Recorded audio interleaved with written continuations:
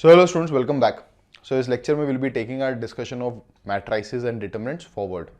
Now पिछले दो lectures में हम लोग properties of determinants और determinants की properties पे based questions को study कर चुके हैं और इस lecture में भी हम लोग one more category of properties of determinants पे based questions को देखेंगे and that would be the summation of determinants. एक special types of questions हैं जो कि एक particular property के ऊपर based हैं. So we'll be discussing that type of questions first in this lecture.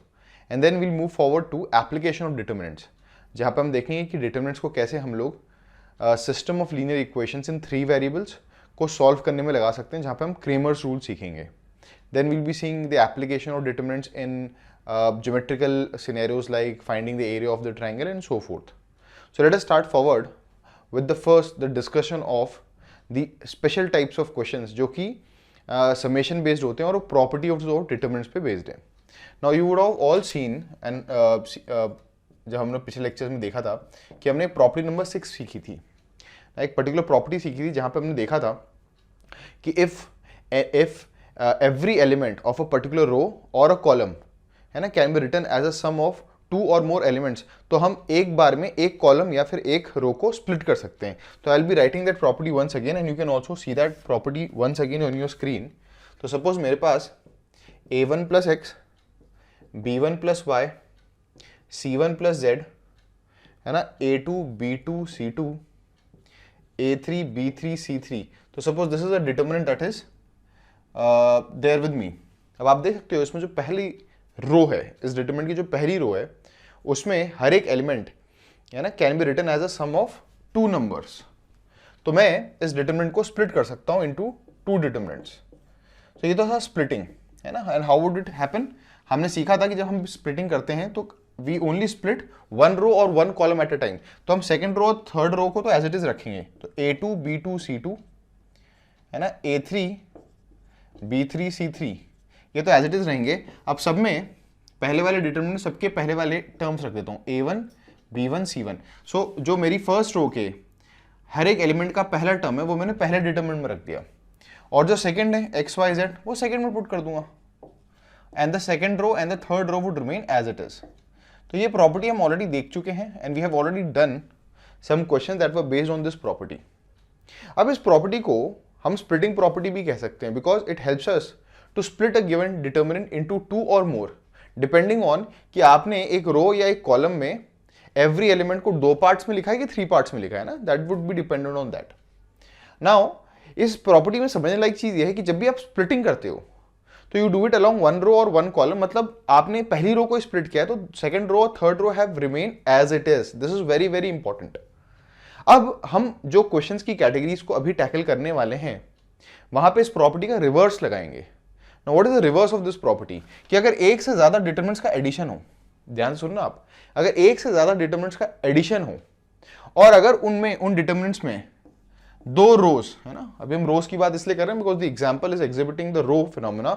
अगर 2 रो सेम है तो हम ऐड कर सकते हैं है ना करस्पॉन्डिंग एलिमेंट्स ऑफ 1 रो, या इसका मतलब जो मल्टीपल डिटर्मिनेंट्स एडिशन में हो और अगर उनमें सिर्फ एक रो या एक कॉलम को छोड़कर बाकी सब आइडेंटिकल हो. अगर रोज के पर्सपेक्टिव में देखें तो अगर 3x3 का डिटर्मिनेंट है तो एक रो को छोड़कर बाकी second row third row same हो, और या कॉलम वाइज देखते तो एक किसी कॉलम को छोड़कर बाकी दोनों कॉलम्स आइडेंटिकल हो, तो वी कैन ऐड देम है ना, we can do summation of them by adding the corresponding elements of that particular row और कॉलम. जैसे यहां पर हम लोग रिवर्स प्रोसेस में क्या कर सकते हैं, second row third row as it is लिख देंगे और फर्स्ट रो के करस्पॉन्डिंग एलिमेंट्स को ऐड कर देंगे. और इस प्रॉपर्टी को हम अब इस तरह लिखेंगे, the reverse of the same property can be expressed in the summation form like something like this. ध्यान से देखना मैं क्या लिखने वाला हूं. This is something that you need to understand also. तो सपोज मेरे पास एक डिटर्मिनेंट है जिसमें एक पैरामीटर r है ना, जिसमें एक पैरामीटर r है, वो 3x3 का डिटर्मिनेंट है सपोज. तो dr का मतलब एक डिटर्मिनेंट लिखने वाला हूं जिसका पैरामीटर r है एंड यहां पर आपके पास है f of r, g of r and h of r.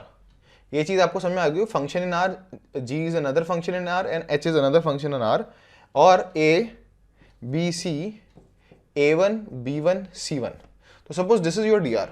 एक कोई डिटर्मिनेंट है r जिसमें आप देख सकते हो जो फर्स्ट रो के एलिमेंट्स हैं they are dependent on the parameter r, और जो सेकंड रो और थर्ड रो वो है कांस्टेंट क्योंकि उसमें r कहीं दिख नहीं रहा.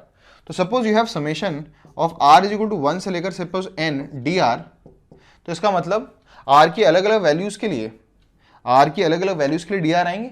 ये चीज आप सीक्वेंस सीरीज में देख चुके हो। आर की अलग अलग वैल्यूज डालूंगा तो क्या आएगा, d1 plus d2 plus d3 and so on up till dn। अब बताओ इन सारे डिटर्मिनेंट्स में what would be the one thing that would be common? In fact one नहीं, two things would be common. सारे डिटर्मिनेंट्स में सेकंड रो और third row would be identical, क्योंकि सेकंड रो और थर्ड रो में आर की झलक है ही नहीं। सेकंड रो और third row are independent of the parameter r. इसका मतलब आर की अलग अलग वैल्यूज कहां होंगी? आर की अलग अलग वैल्यूज के कारण 1 2 3 के कारण सिर्फ फर्स्ट रो डिफरेंट होगी। और अभी हमने क्या सीखा कि अगर एक से ज्यादा डिटर्मिनेंट्स का एडिशन हो तो आप बड़े आराम से corresponding elements of a particular row और अ पर्टिकुलर कॉलम को आप ऐड कर सकते हो, कंसिडरिंग अगर बाकी दो रोज या बाकी दो कॉलम्स क्या हो, सेम टू सेम। तो हर एक में आप देख सकते हो सेकंड और third row would be identical. तो इसलिए हम सीधा लिख सकते हैं that the summation sign would go inside, और जो corresponding elements of the first row हैं दे विल गेट एडेड। और इस चीज को मैं इस तरह लिख सकता हूं that the summation would happen of f r, summation would happen of g r and the summation of would happen of h r. I guess आपको समझ में आ गया होगा क्या हुआ होगा, क्योंकि एक टोटल मिलाकर n डिटर्मिनेंट्स हुए होंगे और उन सारे के सारे n डिटर्मिनेंट्स में सेकंड रो और थर्ड रो आइडेंटिकल होगी, तो वो एज इट इज लिख दी मैंने। और एडिशन सिर्फ किसका हुआ होगा? Corresponding elements of the first row. तो बताओ आर को 1 डालोगे तो f1 आएगा, आर को 2 डालोगे तो f2 आएगा, f3 f4। तो उसको सीधा मैंने समेशन फॉर्मेट में लिख दिया, जहां हर एक समेशन में r कहां से कहां तक जा रहा है? 1 से लेकर n। r कहां से कहां तक जा रहा है? 1 से लेकर n। और r कहां से कहां तक जा रहा है? 1 से लेकर n। ये जो प्रॉपर्टी है ये कॉम्पिटिटिव पर्पसेस से बहुत इंपॉर्टेंट है। They have been multiple times when this property has not just been asked in JEE mains but JEE advance तक में you would see that addition of, है ना, मल्टीपल डिटरमिनेंट्स आता है। और एडिशन ऑफ मल्टीपल डिटरमिनेंट इस property से inspired है कि अगर हम स्प्लिटिंग करते समय दो रोज या दो कॉलम्स को आइडेंटिकल अगर हो तो हम स्प्लिटिंग कर सकते हैं एक पर्टिकुलर रो या कॉलम के करस्पॉन्डिंग एलिमेंट्स में। इसी तरह रिवर्स में एडिशन भी पॉसिबल है। बस एक चीज का ध्यान रखना कि दो रोज, जैसे 3x3 के डिटरमिनेंट्स में दो रोज या दो कॉलम्स आइडेंटिकल होने चाहिए। Is that clear? Now let us attempt, है ना, questions. As I have said it's a very popular category, तो इसको आप याद रखिएगा। समेशन तभी पॉसिबल है जब 3x3 के डिटरमिनेंट में दो रोज या दो कॉलम्स आइडेंटिकल हों। सो हम जो थर्ड रो या थर्ड कॉलम है जो आइडेंटिकल नहीं है उनके करस्पॉन्डिंग एलिमेंट्स को ऐड कर सकते हैं। So let me just jump to take a question, है ना। जो क्वेश्चन है वो कुछ इस तरह से है कि सपोज क्वेश्चन है इफ डी आर, है ना, डायरेक्टली इंस्पायर्ड अभी हमारी थ्योरी से, if d r is equal to r r cube two n n cube two n n n plus 1/2 n n plus 1/2 का whole square and 2 n plus 1, है ना। So this is the determinant dr. Then you have to find summation of r is equal to 0 से लेकर n dr. r is equal to 0 से लेकर n dr. ना सबसे पहले आप इस समेशन के अंदर देखो, जो समेशन है उसमें r 0 से शुरू हो रहा है। Who is the parameter of this summation? r. इसका मतलब इस डिटरमिनेंट में r is the variable, क्योंकि r is the variable और आप देख सकते हो r की मौजूदगी सिर्फ और सिर्फ फर्स्ट रो में है। जो सेकंड रो है और जो थर्ड रो है उसमें तो n है, and n is has to be treated as a constant because किसकी वैल्यू चेंज हो रही है? r की सिर्फ वैल्यू चेंज हो रही है। अभी जो r जो काउंटर की तरह ट्रीट हो रहा है इसकी वैल्यू कहां से कहां तक जा रही है? 0 से लेकर n तक जा रही है। बताओ 0 से लेकर n तक अगर r की वैल्यू जाएगी तो कितनी बार चलेगी? n plus 1 times. तो आपको ये दिख रहा होगा कि जो r है वो n प्लस 1 टाइम्स काउंटर चल रहा है। Is that clear? अब जब r को 0 डालोगे तो क्या आएगी, है ना। जस्ट एक हाइपोथेटिकल केस लेते, जैसे आप r को 0 डालोगे तो आपका d0 आएगा, फिर d1 आएगा, फिर d2 आएगा and so on up till last में आएगा dn। तो this is nothing but the sum of n plus 1 determinants जो हमसे एक्सपेक्टेड है ना। अगर सारे के सारे एलिमेंट्स r पे डिपेंडेंट होते, ऑलमोस्ट सारे के सारे, देन तो it would have been a very tough task. पर आप देख सकते हो जो सेकंड रो है और थर्ड रो है they are identical in each of the cases, चाहे r कुछ भी हो, 0 हो, 1 हो, 2 हो या n हो, the second row and the third row would be identical because they are independent of r। उनमें r है ही नहीं, n ही n है। तो इसका मतलब अभी जो हमने पहले प्रॉपर्टी पढ़ी उसके अनुसार जब हम इतने सारे डिटरमिनेंट्स को ऐड करेंगे तो क्योंकि उनमें सेकंड रो और थर्ड रो आइडेंटिकल होंगे तो वो एज इट इज के as it is same to same वहीं के वहीं रह जाएंगे। और एडिशन सिर्फ किसका होगा? Of the first row. याद रखें ना, split can also happen along only one row and the addition can also happen along only one row या फिर कॉलम। तो therefore summation r is equal to 0 से लेकर n dr is simply the summation would go inside in one of the rows. तो summation r cube and summation 2, this is n cube, this is 2n, this is n into n plus 1 by 2, this is n into n plus 1 by 2 का whole square and this is 2 into n plus 1। ना बताइए ये जो r है ये summation में कहाँ से कहाँ तक जा रहा है? 0 से लेकर n तक जा रहा है, हर एक में 0 से लेकर n तक जा रहा है, 0 से लेकर n तक जा रहा है। और 0 से लेकर n तक जाना मतलब the counter is running how many times? n plus 1 times, है ना, 0 से लेकर n तक जा रहा है। तो एक काम करते हैं, फटाफट पहले इन तीनों को इवेलुएट कर लेते हैं, इन तीनों को। तो बताइए what is summation r is equal to 0 से लेकर n r। तो आप देख सकते हो this is what 0 plus 1 plus 2 plus 3 up till n, और ये तो sum of the first n natural number है जो कि n into n plus 1 by 2 है। तो मैं summation of r is equal to 0 से लेकर n r को मिटा कर लिख सकता हूं n into n plus 1 by 2। Let us see the second one, ये क्या है? This is summation r is equal to 0 से लेकर n r cube, this is 0 cube plus 1 cube plus 2 cube and so on up till n cube. 0 cube तो 0 होता है, इसे हटा सकते हैं। अब बताओ 1 क्यूब से लेकर n क्यूब तक का सम है, इसे क्या बोलते हैं? Sum of the cubes of the first n natural number. उसका फॉर्मूला क्या होता है? सीक्वेंस एंड सीरीज में आपको पता है n into n plus 1 by 2 का होल स्क्वायर। तो इसे मिटाकर हम लिख सकते हैं n into n plus 1 by 2 का होल स्क्वायर। और आपको रियलाइज हो चुका होगा कि जो थर्ड रो है और जो फर्स्ट रो है they are coming out to be identical. बस ये और आइडेंटिकल आ जाए, 2n प्लस 1 आ जाए, तो हम कहेंगे दो रोज आइडेंटिकल हैं। Therefore applying the properties of determinant, if two rows are identical the value of the determinant would be 0। सारी प्रॉपर्टीज आपको बाय हार्ट याद होनी चाहिए, 7 प्रॉपर्टीज हैं, इनफैक्ट टोटल मिलाकर 8 प्रॉपर्टीज हैं। इफ हम मल्टीप्लीकेशन को भी इंक्लूड कर लें, वो सारी अपने नोट्स में होनी चाहिए। अब बताओ लास्ट इसको बस इवैल्यूएट कर लेते हैं। जैसे summation r is equal to 0 से लेकर n 2, काउंटर कितनी बार चल रहा है? n प्लस 1 टाइम्स, तो हर बार आउटपुट तो 2 ही आएगा क्योंकि वैल्यू में r तो है ही नहीं। बताओ 2 is added how many times? n plus 1 times. और आपको रियलाइज्ड हो गया होगा कि अगर किसी चीज को n प्लस टाइम्स ऐड करोगे तो that is 2 into n plus 1 which is 2n plus 1। और आप देख सकते हो जो चीज हम चाह रहे थे वो हो गई है। So by first applying the summation property जो अभी हमने सीखी, सबसे पहले तो हमने इतने सारे जो n प्लस 1 डिटरमिनेंट्स थे उनको ऐड कर डाला and we were lucky enough क्योंकि सेकंड रो और थर्ड रो आइडेंटिकल रही हर बार, चाहे काउंटर r कुछ भी पुट करो। इसलिए जो फर्स्ट रो है उनमें समेशन हो गया सारे एलिमेंट्स का। नाउ सिंस है ना, since row 1 is identical to row 3, तो according to the property which says if two rows और टू कॉलम्स आर आइडेंटिकल और the corresponding elements are proportional होगा तब भी होगा। तो आप देख सकते हो रो 1 और row 3 identical, that implies this is equal to what? 0। तो finally what is the value of this dr? अगर हमें दे रखा तो what is the answer? That the summation would be 0।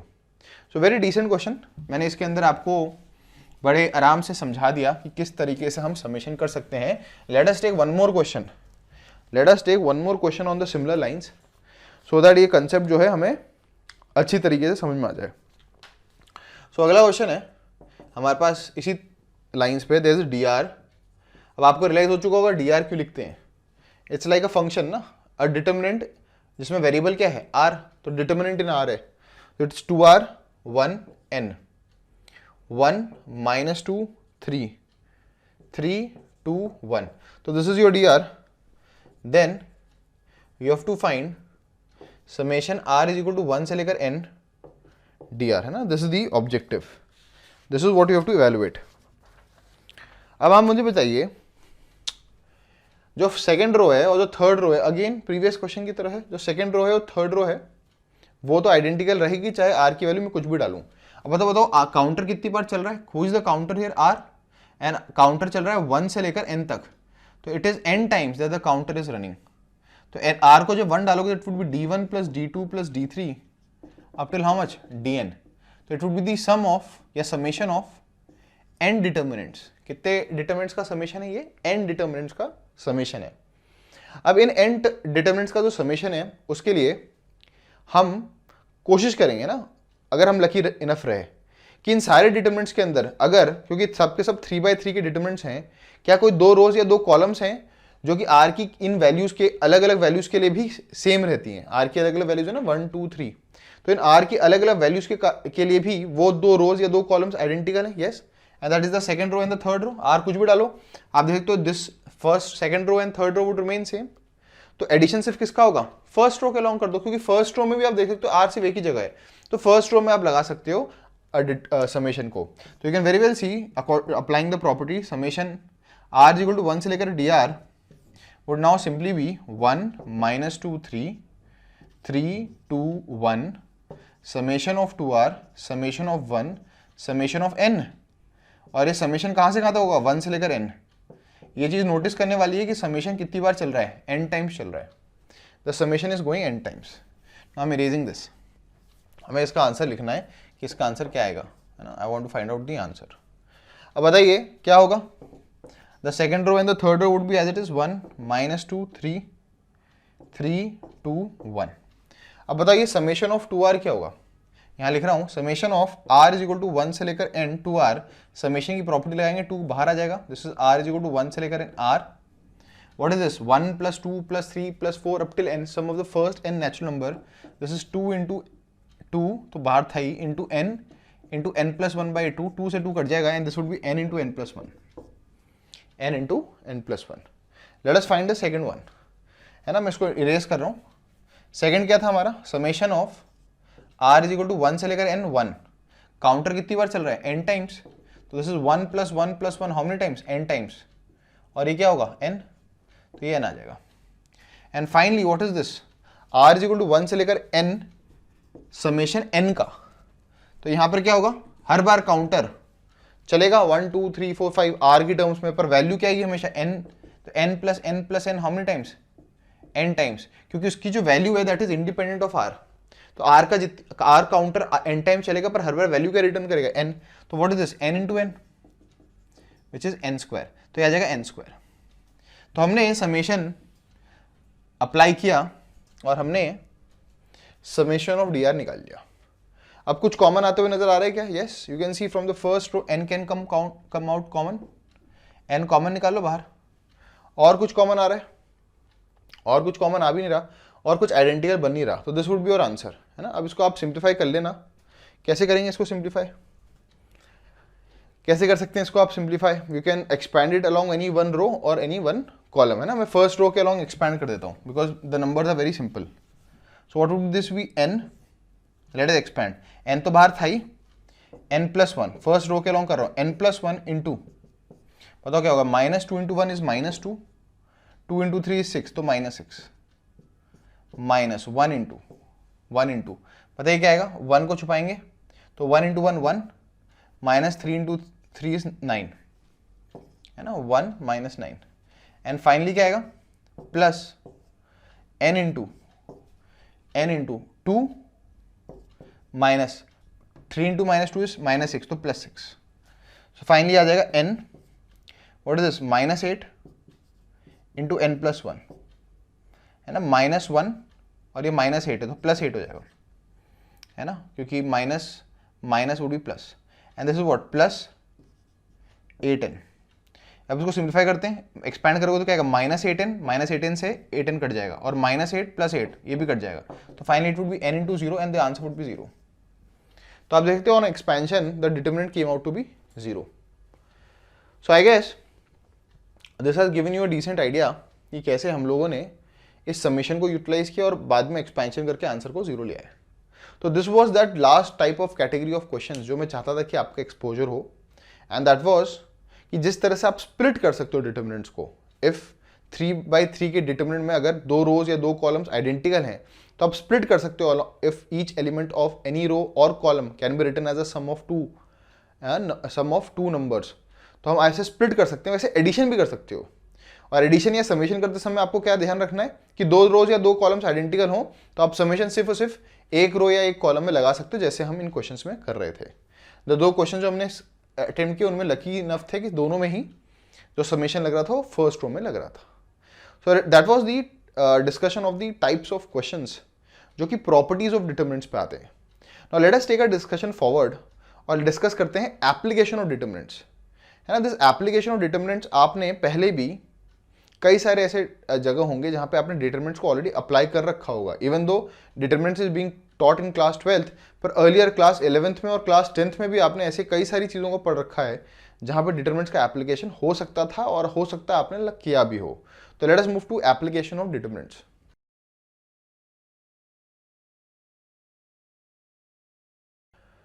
तो students let us now start with the application of determinants. ना जो सबसे पहला डिटरमिनेंट का एप्लीकेशन है that is in solving a system of linear equations in 3 variables. Now 3 variables की बात क्यों कर रहा हूँ, क्योंकि अगर 2 वेरिएबल्स हैं सपोज x एंड y, तो ये चीज़ आप ऑलरेडी अपने अर्लियर क्लासेस में पढ़ चुके हो कि अगर मेरे पास 2 इक्वेशंस हैं और 2 वेरिएबल्स हैं x और y, तो x और y को सॉल्व करने के जो 3 मेथड्स हैं substitution, elimination and cross multiplication, आप बड़े आराम से लगा सकते हो। और क्योंकि 2 वेरिएबल्स हैं तो you can very easily solve them also. But अब हम आने वाले हैं 3 वेरिएबल्स में। तो जब 3 वेरिएबल्स होंगे x y z, तो कितनी हमारे पास इक्वेशंस होनी चाहिए? 3 लीनियर इक्वेशंस होनी चाहिए। और उस केस में अगर हम सिंपल सब्स्टिट्यूशन या एलिमिनेशन का कंसेप्ट लगाएंगे, द कैलकुलेशन वुड गो, है ना, अ beetle on a lengthier side. तो अभी मैं आपको सबसे पहला जो एप्लीकेशन सिखाने वाला हूं डिटरमिनेंट्स का, that would be in solving the linear equation in 3 variables. तो मैं 3 वेरिएबल्स की एक सिस्टम ऑफ इक्वेशन लिखने वाला हूं, a1x plus b1y plus c1z is equal to d1, है ना। दूसरी है a2x plus b2y plus c2z is equal to d2, a3x plus b3y plus c3z is equal to d3। तो आप देख सकते हो जो मैंने लेफ्ट साइड में लिखा हुआ है that is a system of linear equations in 3 variables. और क्योंकि 3 वेरिएबल्स हो 3 इक्वेशंस होनी ही चाहिए थी, तो मेरे पास 3 इक्वेशंस आ गई हैं। अब इनको सॉल्व करके मुझे एक्स वाई जेड निकालना है। अब ध्यान दीजिएगा, मैं जो अभी आपको मेथड सिखा रहा हूँ वो डिटरमिनेंट का मेथड है, जिसको क्रेमर्स रूल भी कहते हैं। कौन सा रूल कहते हैं हम? Cramer's rule. तो आप लिख लीजिएगा, it is also called as Cramer's rule, CRAMER',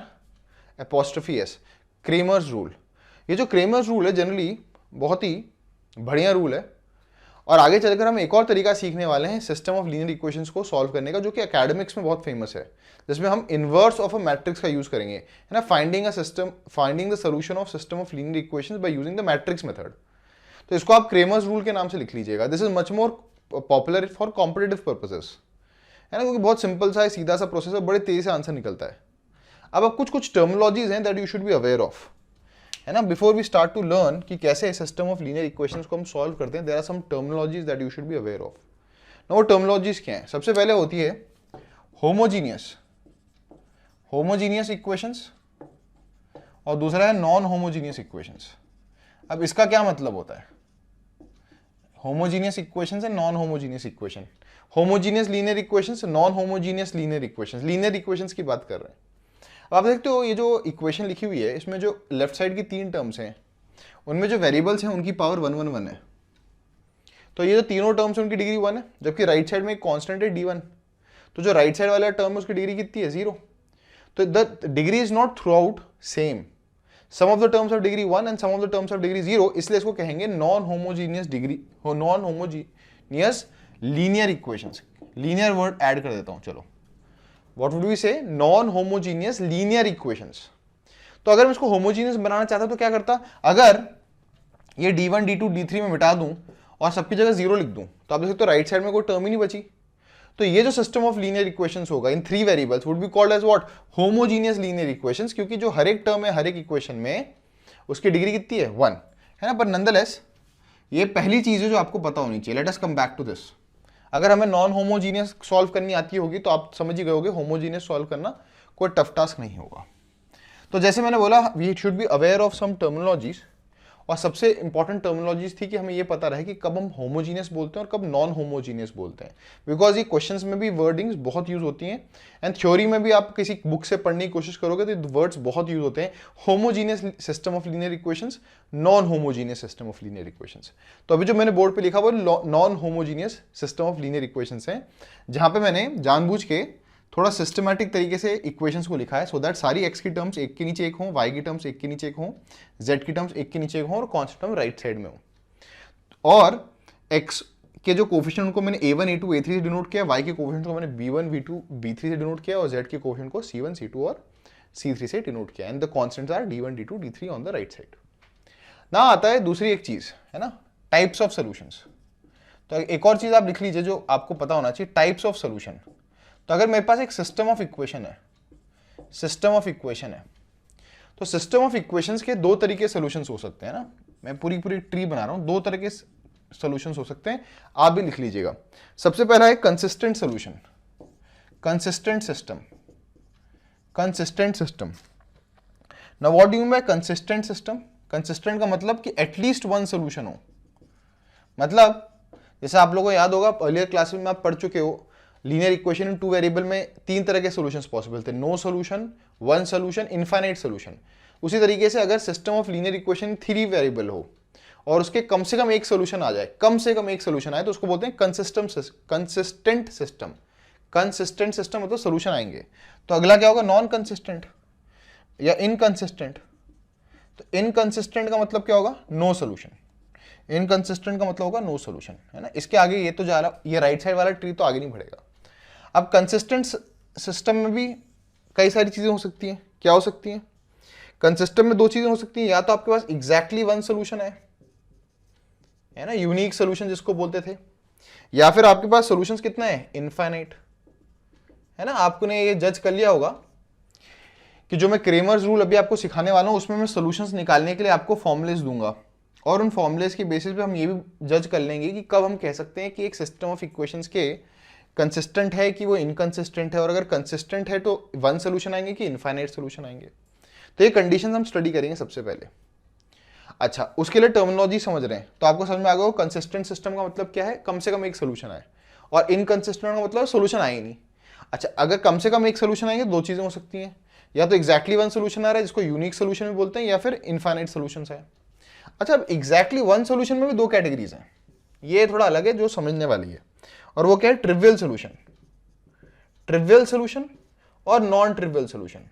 याद रखना, आई हैव सीन स्टूडेंट्स जिनको सब कुछ थ्योरी वाइज सब पता होता है, पर कई बार वो ये सोचते हैं कि इन वर्ड्स को ट्रिवियल, VIAL, इन वर्ड्स को पढ़ के क्या फायदा?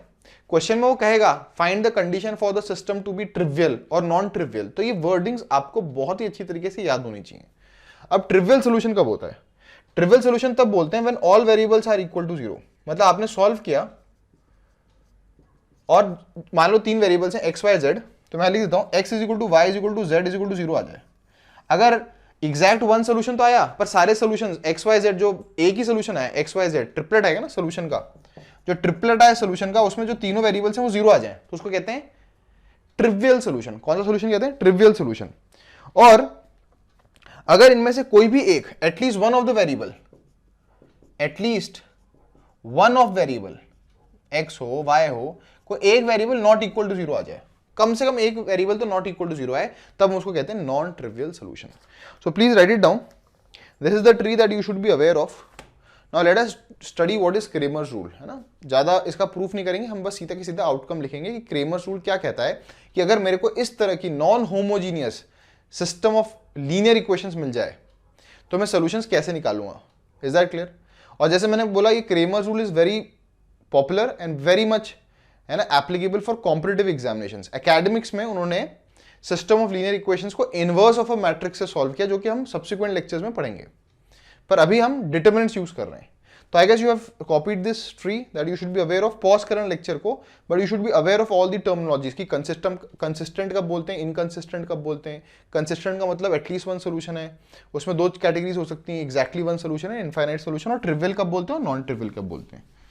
अब सीधा क्रेमर्स रूल जो है एक आउटकम ओरिएंटेड है, सीधा का सीधा हम लोग आंसर लिखते हैं। आंसर क्या है कि अगर इस तरह की दिखने वाली system of non homogeneous linear equations हो। अब इस तरह का मतलब सारी एक्स की टर्म्स एक के नीचे एक, वाई की टर्म्स एक के नीचे एक, जेड की टर्म्स एक के नीचे एक, और सारी कांस्टेंट टर्म्स राइट साइड में, और वो d1 d2 d3 से डिनोटेड है। अगर कोई सिस्टम को आप एग्जैक्टली ये लुक दे दो तो x होता है, अब लिख लो d1/d, y जो वेरिएबल होता है उसकी वैल्यू होती है d2/d, और जो z होता है वो होता है d3/d। अब ये d1 d2 d3 और d क्या है ये हम लिख लेते हैं। d स्टैंड्स फॉर डिटरमिनेंट, तो ऑब्वियसली d1 d2 d3 कुछ होंगे, उनकी वैल्यूज हम लिख देते हैं। कई किताबों में वो d1 d2 d3 की जगह dx by d भी लिखते हैं, है ना, तो थोड़ा सा कंफ्यूजिंग हो सकता है, इसलिए मैं d1 d2 d3 लिखा है। सबसे पहले d क्या है? d is a determinant of the order 3 into 3 and that is a determinant जिसके अंदर जो एलिमेंट्स होंगे वो coefficients of x y z है in the written order a1 b1 c1 a2 b2 c2 a3 b3 c3।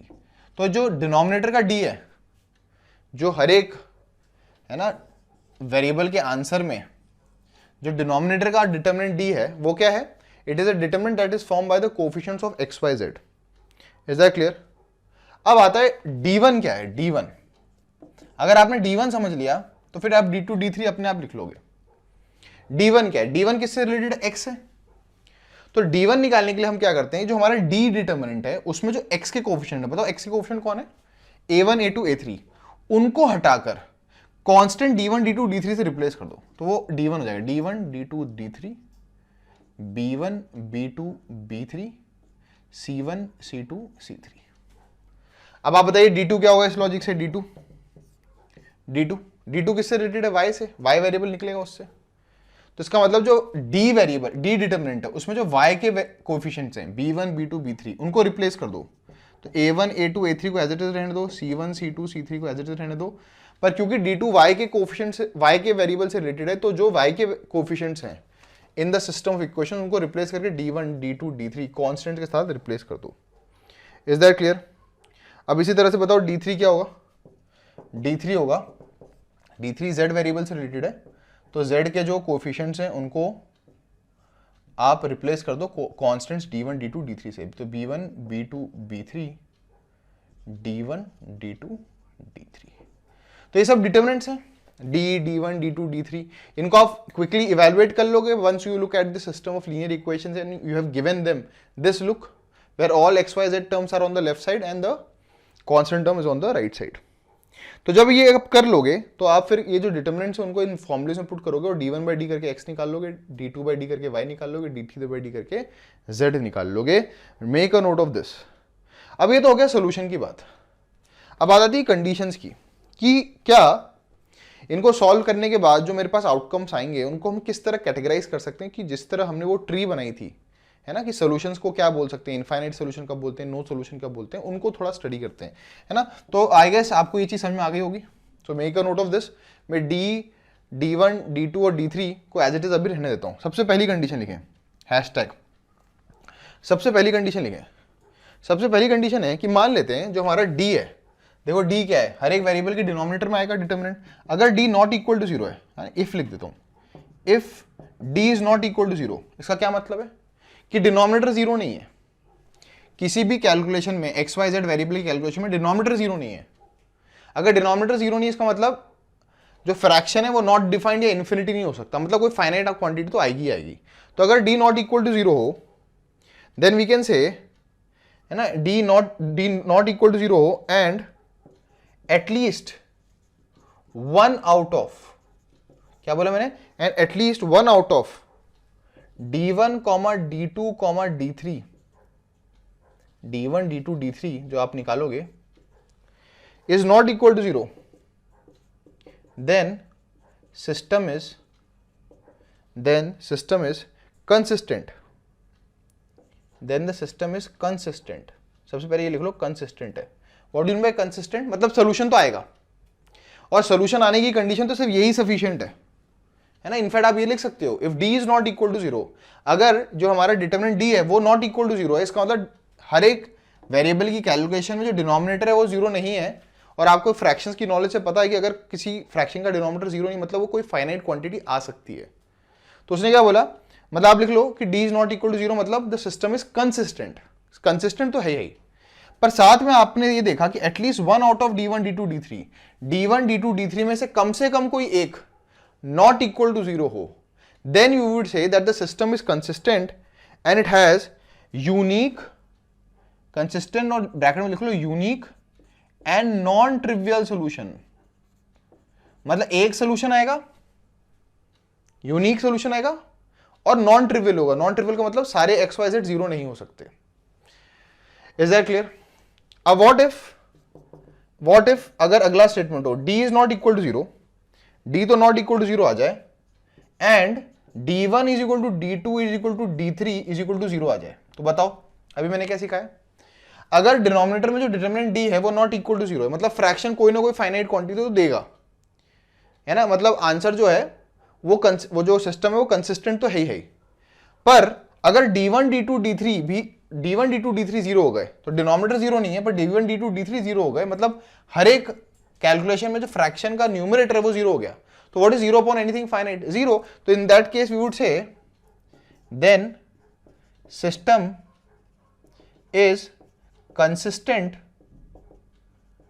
है ना, और unique and trivial. आपको याद होगा ट्रिवियल कब कहते थे हम लोग? ट्रिवियल सोल्यूशन कब कहते थे हम लोग? जब एक्स वाई जेड तीनों बराबर आ जाएंगे। तो अगर क्योंकि D1 D2 D3 सब 0 हो गए तो एक्स वाई जेड बराबर आएंगे और तीनों की वैल्यू किसके बराबर होगी? 0 के बराबर। Is that clear? तो मैं एक काम करता हूं, now that you are well versed by the denotion of D1 D2 and D3, मैं इसको इरेज करके एक पूरा ट्री बना देता हूं, so that it becomes very easy for you to refer to your notes the next time, है ना। आपको ये समझ में आ गया होगा D1 D2 और D3 क्या है और D क्या है। Is that clear? So let us start. सबसे पहले लिखें, दो चीजें हो सकती हैं। दो चीजें क्या हो सकती हैं? या तो D नॉट इक्वल टू 0 होगा या तो D इक्वल टू 0 होगा। D कौन है? कोएफिशिएंट से बनने वाला डिटरमिनेंट जो कि हमारे इस कैलकुलेशन में डिनोमिनेटर बना रहा है हर एक वेरिएबल के कैलकुलेशन में। तो अगर D नॉट इक्वल टू 0 हो तो दो चीजें हो सकती हैं। क्या? पहला, D1 is equal to D2 is equal to D3 is equal to 0। तो डिनोमिनेटर फाइनाइट है पर न्यूमरेटर 0 है, तो इसका मतलब that implies what? x is equal to Y is equal to 0, sorry x is equal to Y is equal to z is equal to 0 आ जाएगा। इसका मतलब यूनिक सोल्यूशन भी है, पर किस टाइप का है? ट्रिवियल।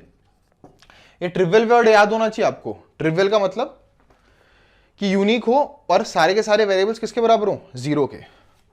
अच्छा, अगर तीनों के तीनों 0 नहीं है, D1 D2 D3 तीनों 0 नहीं है, पर at least one out of D1, D2 and D3 is not equal to 0, तो भी जो सिस्टम होगा वो यूनिक तो होगा, पर क्योंकि उनमें से कोई ना कोई वैल्यू फाइनाइट आएगी, तो यूनिक सोल्यूशन। और किस तरह का सोल्यूशन होगा उसको हम कहेंगे नॉन ट्रिवियल सोल्यूशन। तो प्लीज राइट इट डाउन, है ना। इसे मैं स्टेटमेंट्स के रूप में लिख रहा था, but by writing this in a tree it is much easier for you to comprehend. अब आते हैं सेकंड सिनेरियो पे। Once you have written this, let us move to the second scenario. तो जो सेकंड सिनेरियो है उसमें D अगर 0 हो जाए तो सब भी डिनोमिनेटर्स का जो डिटर्मिनेंट D है वो 0 हो गया। अब आपको दिख रहा होगा कि डिनोमिनेटर D 0 हो गया, डिटर्मिनेंट की वैल्यू जो डिनोमिनेटर में आ रही है डिटर्मिनेंट उसकी वैल्यू 0 हो गई, है ना। डिनोमिनेटर में आने वाले डिटर्मिनेंट की वैल्यू 0 हो गई। D क्या था? A1 B1 C1 A2 B2 C2 और A3 B3 C3 से बनने वाला डिटर्मिनेंट वो 0 आ गया, है ना, वो 0 आ गया। तो अगर वो डिटरमिनेंट 0 आ गया तो आपको रियलाइज हो चुका होगा कि इस फ्रैक्शन में डिनोमिनेटर 0 है। अब अगर डिनोमिनेटर 0 हो गया तो आपको मालूम होगा किसी finite quantity divide by 0 would give you infinity. पर यहां पे भी थोड़ा सा you have to be very particular. अगर D 0 हो गया तो उसके बाद आप चेक करोगे कहीं ऐसा तो नहीं D1 is equal to D2 is equal to D3 is equal to 0, ये वाला सिनेरियो कि D1 D2 D3 भी 0 आ गया। अच्छा, D1 D2 D3 भी 0 आ गया, इसका क्या मतलब है? इसका ये मतलब है कि D भी 0 और D1 D2 D3 भी 0 है। इसका मतलब ये जो तीनों लीनियर इक्वेशन इन 3 वेरिएबल हैं ये ओवरलैपिंग है, कोइंसिडेंट कंडीशंस हैं। This is the condition for infinite solutions. This is the condition for infinite solutions. मतलब सॉल्यूशंस तो हैं पर वो इनफाइनाइट है, इसलिए हम लिख नहीं सकते। वी विल जस्ट स्टेट कि that there are infinite solutions, we can not find them, है ना। और मैं आपको हल्का सा आइडिया दे दूं कि जिस तरह से linear equation in 2 variables represents a line, वैसे ही लीनियर इक्वेशन इन 3 वेरिएबल्स है ना, वो स्पेस में रिप्रेजेंट करता है प्लेन। प्लेन मतलब सरफेस। तो मान लो ये मेरा पाम एक सरफेस है और दूसरा पाम दूसरा सरफेस है, तो ये जो तीनों प्लेन्स होंगे, अगर ये कंडीशन हो गई D is equal to 0 D1 D2 D3 is equal to 0, तो ये ओवरलैपिंग प्लेन्स हो जाएंगे। और ऊपर ओवरलैपिंग प्लेन्स में इनफाइनाइट सॉल्यूशंस होते थे, जैसे लाइंस में भी हुआ था। लाइंस में आपने पढ़ा था लीनियर इक्वेशन इन 2 वेरिएबल्स में कि अगर A1 by A2 is equal to B1 by B2 is equal to C1 by C2 तो इनफाइनाइट सॉल्यूशन होता है, वो वाला केस है ये। एंड फाइनली मान लेते हैं एटलीस्ट वही कंडीशन जो हमने यहां पे लिखी थी, at least one out of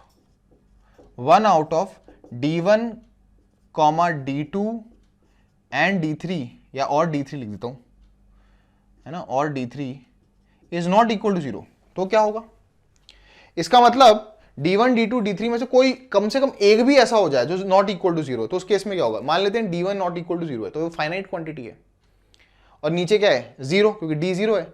what is finite quantity upon 0? Not defined या इन्फिनिटी। तो उस केस में इनफाइनाइट सोल्यूशन नहीं होगा, हम कहेंगे नो सोल्यूशन, क्योंकि वो वैल्यूएट नहीं हो सकता ना। सपोज d1 2 है और d 0 है, तो 2 अपॉन 0 इज इन्फिनिटी, इसका मतलब x की वैल्यू एग्जिस्ट नहीं करती, तो हम कहेंगे नो सोल्यूशन। अब आपको याद होगा जब हम ट्री बना रहे थे तो मैंने बोला था there are broadly two systems, consistent and inconsistent. Consistent मतलब जब कम से कम एक सोल्यूशन आए, तो let me circle out those condition जहां पे कम से कम एक सोल्यूशन तो आ रहा है। देखो, कम से कम एक सोल्यूशन तो आ रहा है, वो अलग बात है, वो ट्रिवियल है। कम से कम एक सोल्यूशन तो आ रहा है, पर this is the condition for non trivial, मतलब एक्स वाई जेड तीनों बराबर होकर जीरो नहीं हो सकते, जबकि ट्रिवियल का मतलब तीनों बराबर हो और जीरो भी हो। ध्यान सुनना, ट्रिवियल का मतलब तीनों एक्स वाई जेड वेरिएबल बराबर भी हो, जीरो भी हो, और नॉन ट्रिवियल का मतलब एक्स वाई जेड कुछ भी हो सकते हैं, बस तीनों के तीनों एक साथ जीरो नहीं हो सकते। And this is also a consistent system, क्योंकि सोल्यूशंस हैं पर बहुत सारे हैं, मैं लिख नहीं सकता। तो ये जो तीन मैंने आपको सर्कल आउट किया है, these are the conditions for what? Consistent system. और अगर इनकंसिस्टेंसी है, मतलब सोल्यूशन नहीं आ रहा, तो उसकी क्या कंडीशन होगी कि डी, जो कि डिनोमिनेटर में आने वाला डिटरमिनेंट है, वो तो जीरो हो, पर d1 d2 d3 में से कोई ना कोई एक हो जो नॉट इक्वल टू जीरो हो, and that would be the condition for no solutions. अब जरा क्विकली एक और सिनेरियो डिस्कस कर लेते हैं, क्योंकि हमने ये चीज डिस्कस कर ही ली। What happens if there is, this was the discussion of non homogeneous linear equation, है ना, थोड़ा सा ट्रिकी है, पर अभी नोट्स में जब आप एक बार आप इस चीज को लिख लोगे और दोबारा देखोगे तो it would sound very easy to you. अब आते हैं, अगर in homogeneous system of equations होता, होमोजीनियस सिस्टम ऑफ इक्वेशन में क्या होगा? d1 d2 d3 जीरो हो जाएंगे, d1 d2 d3 जीरो हो जाएंगे। Is that clear? अब बताओ, अगर d1 d2 d3 जीरो हो गए तो let us discuss what would happen. आपको मालूम है d क्या था? फॉर्मूला तो सेम रहेगा, d क्या था?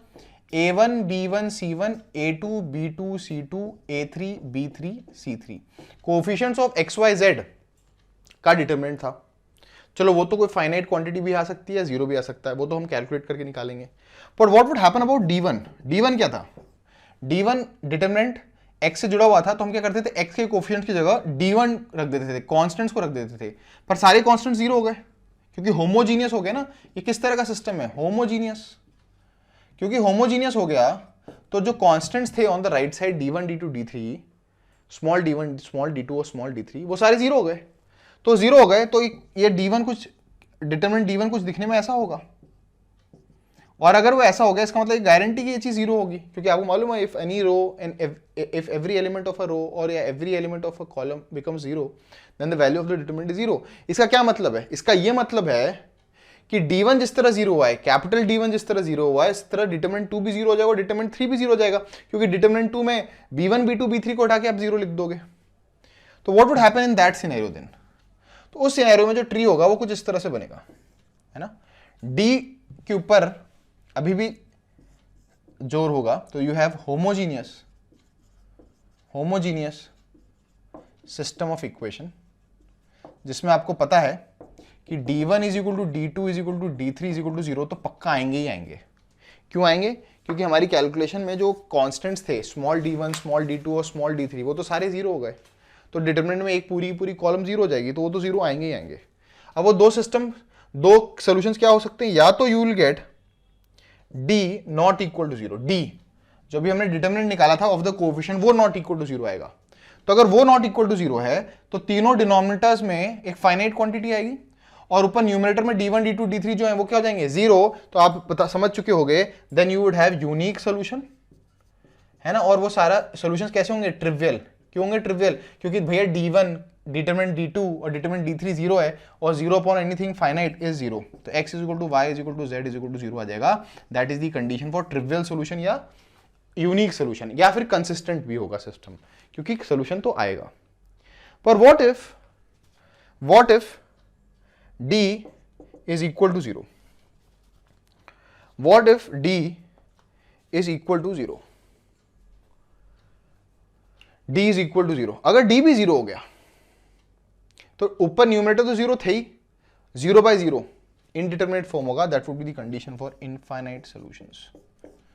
है ना, that would be the condition for infinite solution, trivial हो या नॉन ट्रिवियल हो, इनफाइनाइट सोल्यूशंस होंगे उसके। Is that clear? है ना, ट्रिवियल वाले तो होंगे ही होंगे, क्योंकि आप देख सकते हो एक्स वाई जेड को जीरो डाल दो, 0 0 0, तो वो जीरो तो आएगा ही आएगा। ट्रिवियल तो होंगे होंगे, साथ में नॉन ट्रिवियल भी बहुत सारे होंगे, तो आप लिखना trivial as well as a lot of non trivial solutions would be there, मतलब इनफाइनाइट सॉल्यूशंस होंगे। तो that was the theory related to system of linear equations, जिसके ऊपर अब हम क्वेश्चंस को अटेम्प्ट करेंगे। पर ये याद रखना, ये जो तरीका है जहां पे हमने डिटरमिनेंट्स को यूज किया है, जबकि मैट्राइसिस को पिक्चर में नहीं लेके आए। There be a one more method जो हम सीखेंगे later down the line in subsequent lectures, जहां पे हम सिस्टम ऑफ लीनियर इक्वेशंस को मैट्राइसिस के थ्रू यूज सॉल्व करेंगे। Inverse of a matrix use होता है वहां पर, जो कि एकेडमिक्स में आपके बोर्ड्स में बहुत कॉमन है। In fact your NCERT deals with that particular method only, पर यहां पर हमने स्पेसिफिकली क्रेमर्स रूल को सीखा है। और फिर हमने देखा कि non homogeneous system of equations और होमोजीनियस सिस्टम ऑफ इक्वेशंस क्या होते हैं और उनके different conditions for unique solution, infinite solution, no solution, trivial solution, non trivial solutions क्या होते हैं। So let us do one thing, that before we consider all the other applications of determinants, let us do some questions that deal with the application of system of linear equations, है ना, determinants का application system of linear equations पे कैसे लगाते हैं, इस theory पे based questions को करते हैं। तो let us move to questions now.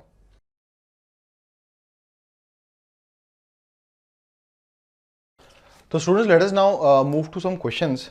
तो जो पहला क्वेश्चन है वो ये है ना, अपने सामने वो टेबल रख लेना जो हमने नॉन होमोजीनियस और homogeneous system of linear equations के लिए कंडीशंस निकाले थे कि कब किस तरह के सॉल्यूशंस होते हैं। So find the nature of solutions, find the nature of solutions. तो नेचर ऑफ सॉल्यूशन मतलब आपको बताना है कंसिस्टेंट है, ट्रिवियल है, नो सॉल्यूशन है, इनफाइनाइट सॉल्यूशन है। Find the nature of solution for given system of equations. और ना ये जो कैटेगरी ऑफ क्वेश्चन को हाईलाइट भी करें ना, ऑब्जेक्टिव पेपर्स में, एग्जामिनेशंस में, कॉम्पिटिटिव पेपर्स में, दे आर वेरी कॉमन, है ना। सो मैं आपके सामने एक सिस्टम ऑफ इक्वेशंस लिखने वाला हूँ, सिस्टम ऑफ लीनियर इक्वेशंस। आपको उनके नेचर ऑफ सॉल्यूशंस के बारे में कमेंट करना है। सो द सिस्टम इज, है ना, x plus 2y plus 3z is equal to 1, then you have 2x plus 3y plus 4z is equal to 3 and 3x plus 4y plus 5z is equal to 0। तो आप देख सकते हो कि this is what, this is non homogeneous system of equations, है ना। एक बार वापस बोलूँ, x plus 2y plus 3z is equal to 1, 2x plus 3y plus 4z is equal to 3, 3x plus 4y plus 5z is equal to 0। So आप देख सकते हो ये non homogeneous system of equations है, क्योंकि यहाँ पर d1, d2 और d3 हैं। d3 अलग बात है, 0 है, पर d1 और d2 क्या है, 1 और 3। तो बताओ, कंपेयर करो इसको अपनी थ्योरेटिकल जो अभी थ्योरीज में हमने लीनियर इक्वेशंस लिखे थे। a1 क्या है, a1 x का coefficient 1, a2 2, a3 3, b1 2, b3 3, b2 3 और b3 4, c1 3, c2 4 और c3 5, और d1 d2 d3 क्या है, 1 3 0। अब सबसे पहले हमें नेचर ऑफ सॉल्यूशंस के बारे में कमेंट करना है। तो आप अपने सामने non homogeneous system of equations के जो टेबल बनाया था हमने, एक ट्री सा बनाया था, उसको अपने सामने रख लो। सबसे पहले डी निकालते हैं। डी क्या होता है, the determinant form by the coefficients of x Y Z.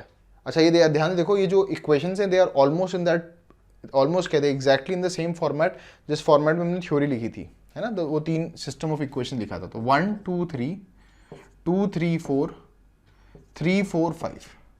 तो आप देखो, तो this is D, the determinant formed by the coefficients of x y and z. अब इसको एवेलुएट कर लेते हैं, देखते हैं क्या आएगा। 1 into what is this, 3 into 5 is 15 minus 16, है ना, सिंपल है। माइनस 2 इंटू दिस 10, और फर्स्ट रो के अलॉन्ग एक्सपैंड कर रहा हूँ, 10 minus 12 plus 3 into 8 minus 9। So this would be what, minus 1 minus 2, this is what minus 2 plus 3 into minus 1, this is minus 1 plus 4 minus 3। और आपने क्या देखा, ये तो 0 आ गया। मतलब सबसे पहली चीज़ हमने निकाल ली कि जो ये सिस्टम ऑफ लीनियर इक्वेशन है, इसका जो डी है वो 0 है, डी जो है वो 0 है। अब एक काम करते हैं, डी 0 है तो आपको याद होगा ये नॉन होमोजीनियस में अगर डी 0 आता था तभी there are lot of condition that are there, तो हमें d1 d2 d3 भी निकालने होंगे।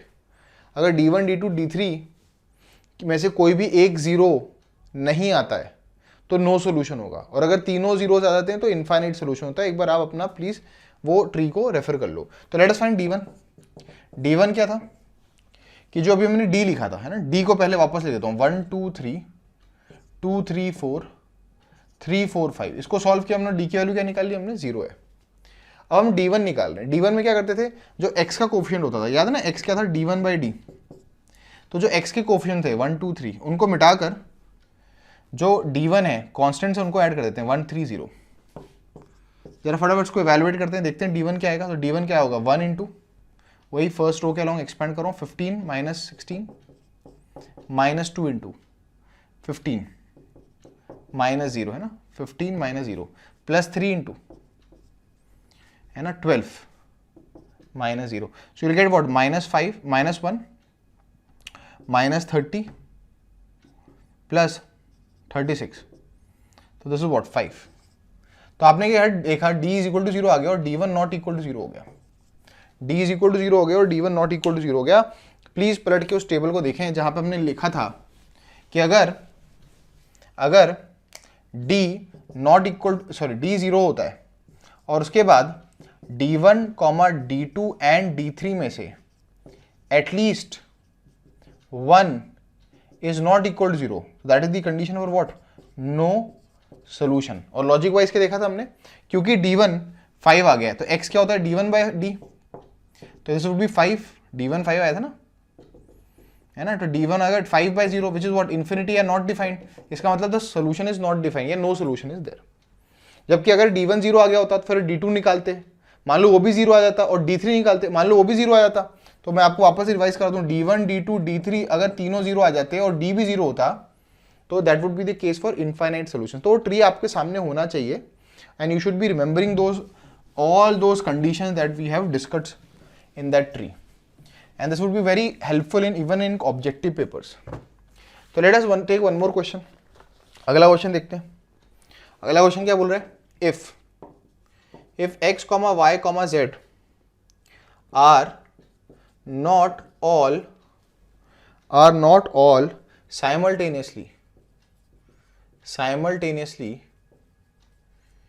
equal to 0, ठीक है, satisfying the system of equation, satisfying, है ना, system of equation लिख लेना आप, मैं सीधा इक्वेशन लिख रहा हूँ।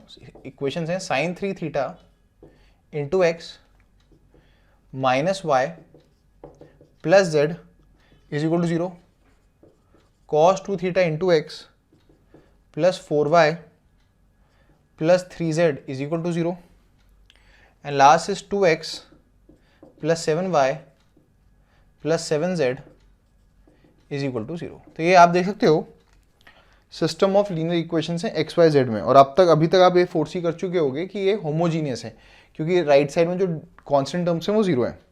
सो आप बोल रहे हैं if x Y z are not all simultaneously equal to 0, what do you mean by this, x Y z are not all simultaneously equal to 0, मतलब x is equal to Y is equal to Z is equal to 0 नहीं होगा, non trivial solutions होंगे। Anyways, so this is the system, find the values of theta.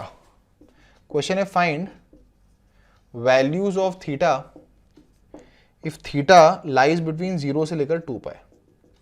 So anyways, उन्होंने trigonometry को भी part and parcel बना दिया इस question का।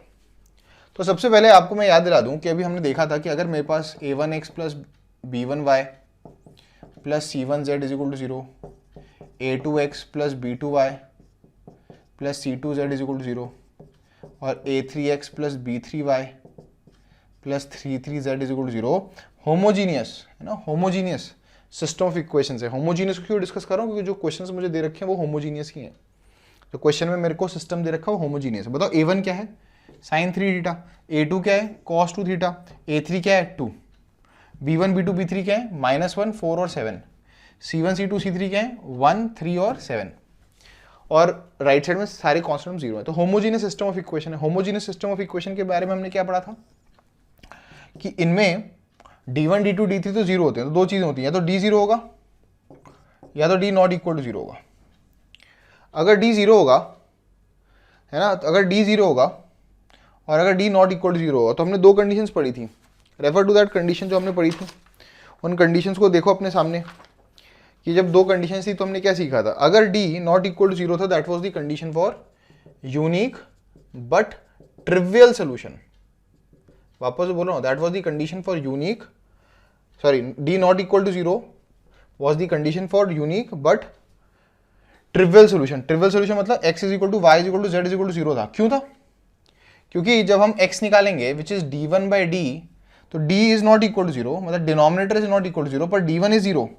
तो अगर d1 जीरो है तो x जीरो हो जाएगा, d2 जीरो है तो y जीरो हो जाएगा, और d3 जीरो, तो ये ट्रिवियल सोल्यूशन की कंडीशन थी। जबकि अगर d इक्वल टू जीरो है, d इक्वल टू जीरो है, तो that was the condition for infinite solution. अच्छा, इनफाइनाइट सोल्यूशन में ट्रिवियल वाले भी काउंट हो जाएंगे एंड नॉन ट्रिवियल भी काउंट हो जाएंगे। अब पढ़ो, दो ही तरह की पॉसिबिलिटीज हैं, दो ही तरह की पॉसिबिलिटीज हैं। क्वेश्चन में क्या दे रखा है कि इफ एक्स वाई जेड जो इसके वेरिएबल्स हैं are not all simultaneously equal to zero, मतलब हमें ट्रिवियल की कंडीशन नहीं निकालनी, नॉन ट्रिवियल की कंडीशन निकालनी है, या इनफाइनाइट की कंडीशन निकालनी है इनडायरेक्टली। बताओ इनफाइनाइट की कंडीशन क्या है कि डी जो होगा that should be equal to zero. तो this was the theory that we need to know कि हमें अगर इस सिस्टम ऑफ इक्वेशन में x Y z not all simultaneously equal to zero चाहिए, इसका मतलब नॉन ट्रिवियल सोल्यूशंस भी होने चाहिए। तो मतलब this is the case of infinite solution. याद ना, होमोजीनियस में दो ही पॉसिबिलिटीज थी, या तो यू हैड ट्रिवियल सोल्यूशन या यूनिक सोल्यूशन, या फिर यू हैड इनफाइनाइट सोल्यूशन जिनमें ट्रिवियल और नॉन ट्रिवियल सारे होते थे, काउंट होते थे। तो लेट अस सी क्या करेंगे हम, इस थ्योरी को रेफर करते हुए हम सीधा कहेंगे कि इसका जो डी है, मतलब इसका डी क्या है इस सिस्टम का, sign 3 theta cos 2 theta 2 -1 4 7 1 3 7, this should be equal to what? 0. This should be equal to 0 for the system to have infinite solution indirectly. अब इसको सिंप्लीफाई करेंगे, थीटा के अंदर एक एक्सप्रेशन आएगा और फिर थीटा की वैल्यूज को सॉल्व करके निकालेंगे और उन्हीं वैल्यूज को कंसीडर करेंगे जो 0 से लेकर 2 पाई के बीच में है। तो आपको एक तरीके से समझ में आ गया होगा कि हम क्या इसमें स्ट्रैटेजी अप्लाई करने वाले हैं। तो सिंप्लीफाई करते हैं, देखते हैं क्या आएगा। तो you will have sine 3 theta, बताओ साइन 3 थीटा इंटू क्या होगा, 4 इंटू 7 इज 28, 28 माइनस 21, ठीक है, माइनस 1। अब बताइए क्या आएगा, -1। फर्स्ट रो के अलॉन्ग कर रहा हूँ एक्सपैंड, फर्स्ट रो के अलॉन्ग एक्सपैंड कर रहा हूँ, या फर्स्ट कॉलम के अलॉन्ग भी एक्सपैंड कर सकते। चलो फर्स्ट कॉलम के अलॉन्ग एक्सपैंड कर लेता हूँ, फर्स्ट कॉलम के अलॉन्ग एक्सपैंड करता हूँ। साइन 3 थीटा इंटू इट्स को फैक्टर 4 इंटू 7 28 माइनस 21 है ना। अगला आएगा माइनस कॉस 2 थीटा। अब बताओ कॉस 2 थीटा किससे मल्टीप्लाई होगा, कॉस 2 थीटा की को फैक्टर से, -1 इंटू 7 इज -7 एंड फाइनली +2, 2 का को फैक्टर क्या है, -1 इंटू 3 इज -3 है ना, और -4। This should be equal to 0। आप लोग प्लीज फर्स्ट कॉलम के अलॉन्ग इसको एक्सपैंड कर लेना। तो हमारे पास ये कंडीशन आ गई। इसको और सिंप्लीफाई करते हैं, तो this is what 7 sine 3 theta minus +4 cos 2 theta है ना, -7 -14 minus plus, and what is this, this is +14 -14 is equal to 0 है ना। -7 + 2 इज -14। 7 हटा दो तो क्या आएगा, sine 3 theta +2 cos 2 theta -2 is equal to 0। Please write till here, this is the trigonometric condition that we have got. और इसको लाने के लिए हमने क्या कंडीशन यूज की है कि इस होमोजीनियस सिस्टम ऑफ इक्वेशंस के अंदर नॉन ट्रिवियल सॉल्यूशंस भी आए, इसका मतलब इनफाइनाइट सॉल्यूशंस भी आए, तो D should be equal to 0। इस कंडीशन को हमने यूटिलाइज किया है। अब हम क्या करेंगे कि इसको सिंप्लीफाई करते हैं। ये तो ट्रिग्नोमेट्रिक इक्वेशन का क्वेश्चन हो गया है, this is now a question of trigonometric equations. और इसको सॉल्व करने के बाद हम उन थीटा की वैल्यूज को निकालेंगे जो कि 0 से लेकर 2 पाई के बीच में होंगी। आपको मालूम होना चाहिए कि साइन 3 थीटा और 2 थीटा दो तरह के एंगल्स हैं यहाँ पर। तो वैरायटी को रिड्यूस करते हैं, मल्टीपल एंगल फॉर्मुलेस लगाते हैं। बताओ साइन 3 थीटा क्या होता है, साइन 3 थीटा था sine 3 sine theta -4 sine cube theta है ना।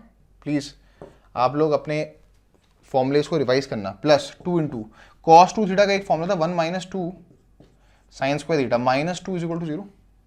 देखते हैं क्या आएगा, यहाँ से 3 साइन थीटा आएगा, 3 साइन थीटा आएगा, यहाँ से क्या आएगा -4 sine cube theta -4 sine cube theta है ना। What is this, this is +2 और -2 कैंसिल आउट हो जाएगा, and this would be -4 sine square theta is equal to 0।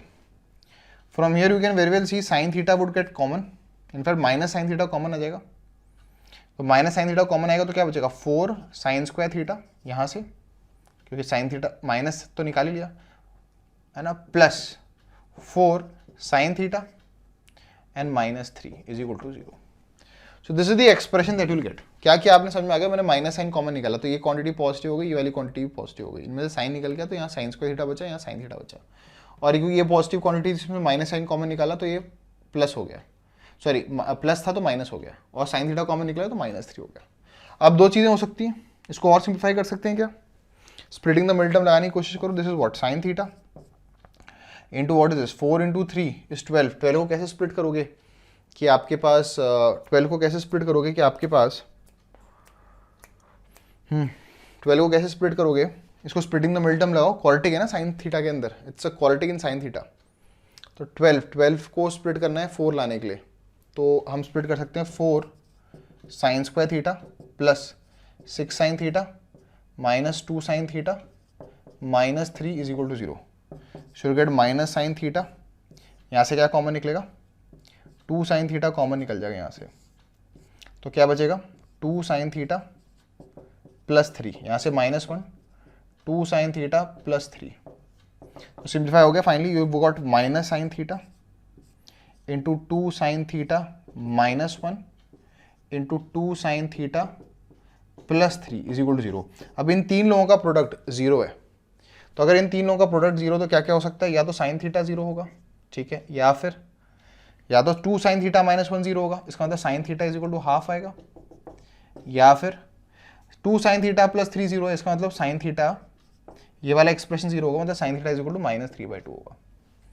अब बताओ साइन थीटा -3/2 तो हो नहीं सकता, क्योंकि -3/2 की वैल्यू होती है -1.5 और साइन जो है -1 से छोटा नहीं हो सकता। तो these are the only 2 possibilities that are left. अब इसमें से वो एंगल्स निकालते हैं थीटा के जो 0 से लेकर 2π के बीच में। बताओ 0 से 2π मतलब एक साइकिल, वो कौन कौन सी वैल्यूज हैं जहां थीटा की जिसके लिए साइन 0 होता है, 0 पे साइन 0 होता है, पाई पे होता है और 2π पे होता है।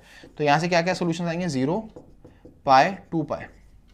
अब बताओ साइन थीटा हाफ कब होता है, साइन थीटा हाफ होता है फर्स्ट क्वाड्रेंट में और सेकंड क्वाड्रेंट में, क्योंकि फर्स्ट और सेकंड क्वाड्रेंट में साइन की वैल्यू पॉजिटिव होती है। फर्स्ट क्वाड्रेंट में कब होता है sine theta half, 30 degree which is π/6, और सेकंड क्वाड्रेंट में क्या होगा पाई माइनस π/6 विच इज 7π/6, है ना, पाई माइनस π/6 विच इज 7π/6। तो टोटल मिलाकर हमारे पास सॉल्व करने पे थीटा की 5 ऐसी वैल्यूज आएंगे, 5 जिनके करस्पॉन्डिंग ये एक्सप्रेशन 0 हो सकता है, और अगर ये एक्सप्रेशन 0 हो गया तो इनडायरेक्टली d 0 होगा। तो हमारा आंसर क्या होगा, theta is equal to 0 π/6 7π/6 pi and 2π, मैंने इंक्रीजिंग ऑर्डर में लिखा है, 0 फिर 30 फिर दिस इज 150, है ना, sorry this is not 7π/6, pi minus π/6 है, पाई माइनस π/6 है, तो 5π/6 होगा। सो सॉरी, करेक्ट कर लेना इसको, 5π/6 होगा सेकंड क्वाड्रेंट में ना, तो पाई माइनस π/6 5π/6 होगा, फिर पाई आएगा फिर 2π आएगा। So these would be the 5 solutions that are there. Is that clear? So this is the 5 solutions that would be there.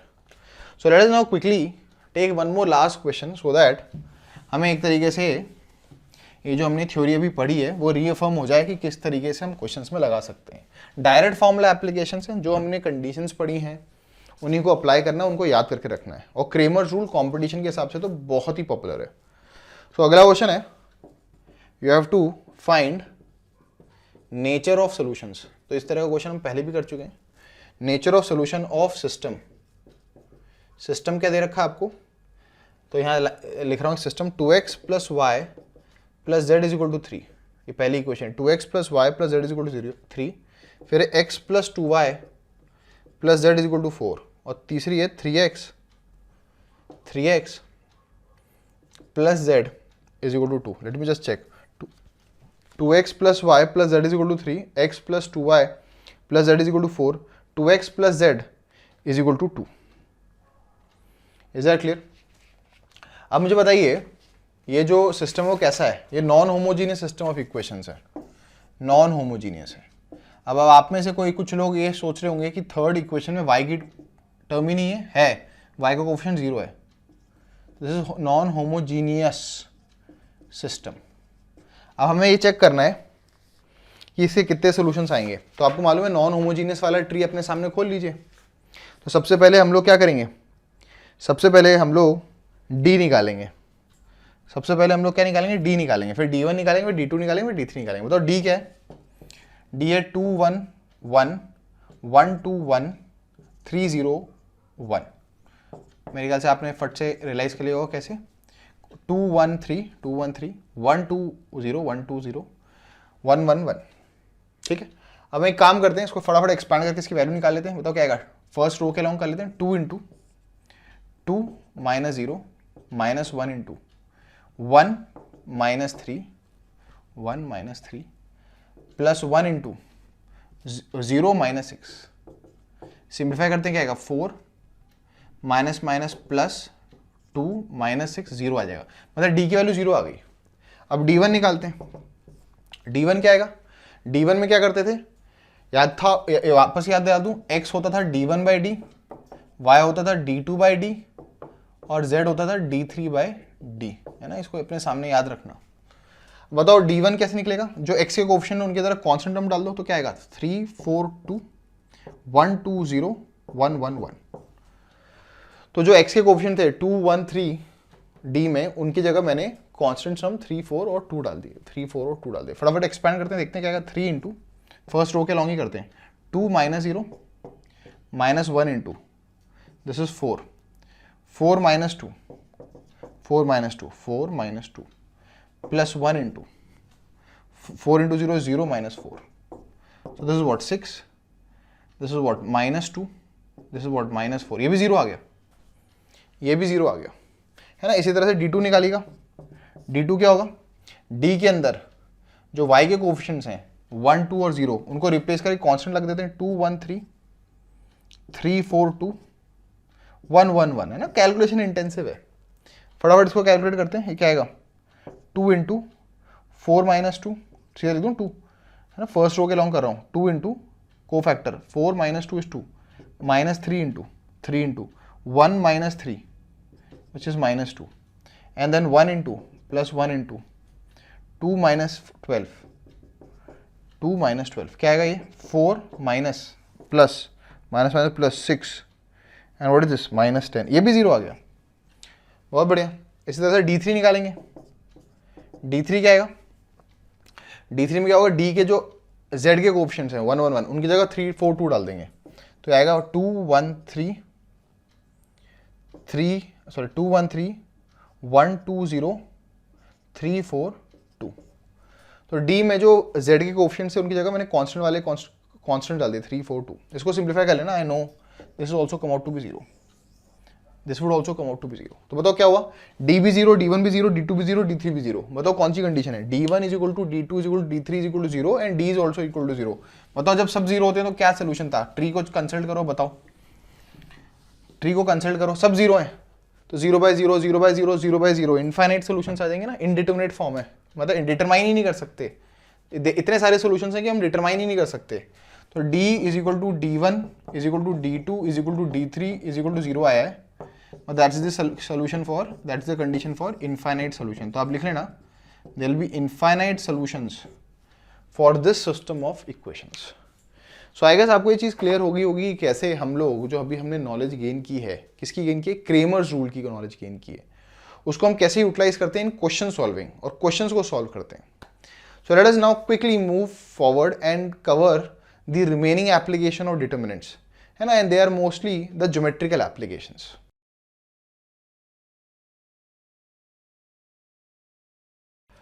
तो students let us now complete and cover the application of determinants in geometry. तो सबसे पहला जो application है ना, बहुत simple applications हैं। तो सबसे पहला एप्लीकेशन है कि मान लीजिए हमारे पास 3 लाइन्स हैं, a1x plus b1y plus c1 is equal to 0। So आप देखते हो मैं system of linear equation in 2 variable लिख रहा हूँ। तो आपको मालूम है जब लीनियर इक्वेशन इन 2 वेरिएबल होते हैं तो हमारे पास वो जो लीनियर इक्वेशन होता है वो क्या रिप्रेजेंट करता है, 2 वेरिएबल्स वाला straight lines. These are what, 3 straight lines, 3 straight lines. अब आपको ये पता होना चाहिए कि अगर ये जो 3 स्ट्रेट लाइन्स हैं, if they are written in the general form when all the terms are on the left side, तो अगर इनके कोएफिशिएंट से बनने वाला determinant a1 a2 a3 b1 b2 b3 और c1 c2 c3 की वैल्यू अगर 0 आ जाए, तो this implies if this then this implies the above 3 lines are concurrent. So I guess you know what is the meaning of concurrent. Concurrent का मतलब they pass through the same point. मान लो this is line 1, this is line 2, तो दो lines तो वैसे भी intersecting होती हैं, पर इनके पॉइंट ऑफ इंटरसेक्शन से तीसरी लाइन भी पास होती है ना। And we have already seen the application of this in the coordinate geometry last year.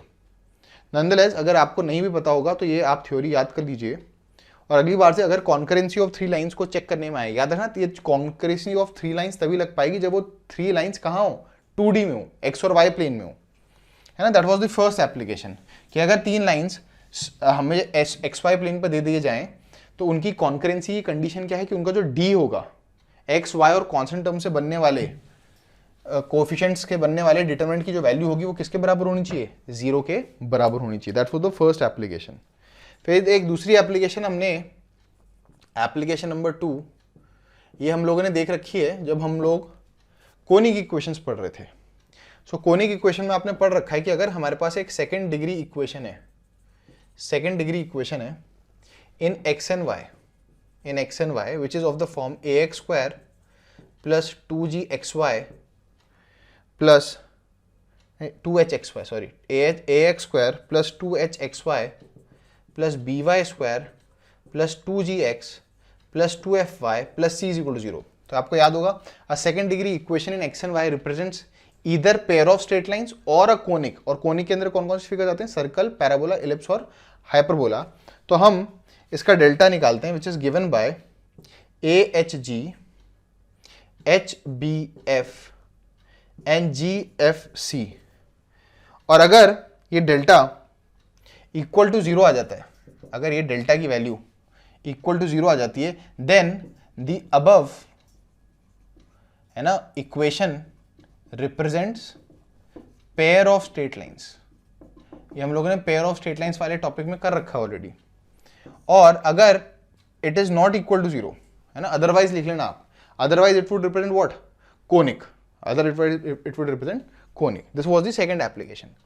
Then comes application number 3, और एप्लीकेशन नंबर 3 भी आप लोगों ने अर्लियर क्लासेस में पढ़ रखा है। एंड इनफैक्ट वो कैसे अप्लाई होता है, वो ये है एरिया ऑफ ट्राइंगल। तो सपोज हमारे पास XY प्लेन में एक ट्राइंगल है जिसके कोऑर्डिनेट्स हैं, वर्टाइसिस के कोऑर्डिनेट्स हैं x1 y1, x2 y2 और c x3 y3। तो आपको ये पता होना चाहिए कि अगर मेरे पास एक ट्राइंगल है इन दी XY प्लेन और उसके मुझे तीनों वर्टाइसिस दे रखे हैं, तो बताओ what is the area of the triangle, है ना। Area of triangle is given by half of x1 y1 1, x2 y2 1, x3 y3 1, है ना। I guess you are already aware of this। इसको आप सॉल्व करोगे, x1 y1 क्या है, first point के coordinates, x2 y2 second point के coordinates, x3 y3 third point के कोऑर्डिनेट्स। इसको एक्सपैंड करोगे। अब ये हो सकता है कि एक्सपैंड करने पे जो डिटरमिनेंट है आपको आंसर नेगेटिव दे दे, तो उसके आगे भी मॉड लगा देते हैं just to make sure that the answer is positive, and हम स्क्वायर यूनिट्स लिख देंगे। So this is the third application that you have. So I guess ये जो तीनों एप्लीकेशंस हैं, सबसे पहले हमने देखा कि कॉन्करेंसी कैसे चेक कर सकते हैं 3 लाइंस की इन दी XY प्लेन। सेकंड एप्लीकेशन क्या है, एक pair of, sorry, a second degree equation in x and Y represents a pair of straight lines. ये कब होगा, जब वो delta is equal to 0। And ये थर्ड जो है, इट्स अ वेरी वर्सेटाइल, बहुत ज़्यादा यूज होता है कि अगर मेरे पास 3 पॉइंट्स हैं XY प्लेन में, तो उन 3 पॉइंट्स को जोड़ने पे जो ट्राइंगल बनता है उसका जो एरिया होगा that is given by this expression, है ना, हाफ ऑफ मॉड ऑफ या determinant of x1 y1 1, x2 y2 1 और x3 y3 1। और यहाँ पे आपने एक और चीज सीखी थी, अगर ये area of the triangle comes out to be 0, तो बताओ अगर ये तीनों पॉइंट्स का एरिया 0 आ जाता है, इन तीनों पॉइंट्स को जोड़ने वाले ट्राइंगल का एरिया 0 आता है, इसका क्या मतलब है कि जो तीनों के तीनों पॉइंट्स हैं वो कोलिनियर है। कोलिनियर मतलब lying in the same straight line. So that was the end of the discussion of determinants for the time being. Now in the subsequent lecture we'll be moving to topics जहाँ पे हम matrices and determinants दोनों को merge करके दो बहुत ही important topics को पढ़ेंगे, जिसका नाम है adjoint of a matrix and then finding the inverse of the matrix using the determinant method. Inverse हम already row transformation और column transformation से पहले भी पढ़ चुके हैं, पर इस बार हम लोग करेंगे determinant method से। And then we'll move forward to finding the solution of system of linear equations by the determinant method. इस लेक्चर में हमने कौन सा मेथड यूज किया था? क्रेमर्स रूल यूज किया था, पर वहां पे हम इनवर्स ऑफ अ मैट्रिक्स को यूज करेंगे एक सिस्टम ऑफ लीनियर इक्वेशंस को सॉल्व करने में। तो I and my discussion and my lecture here itself.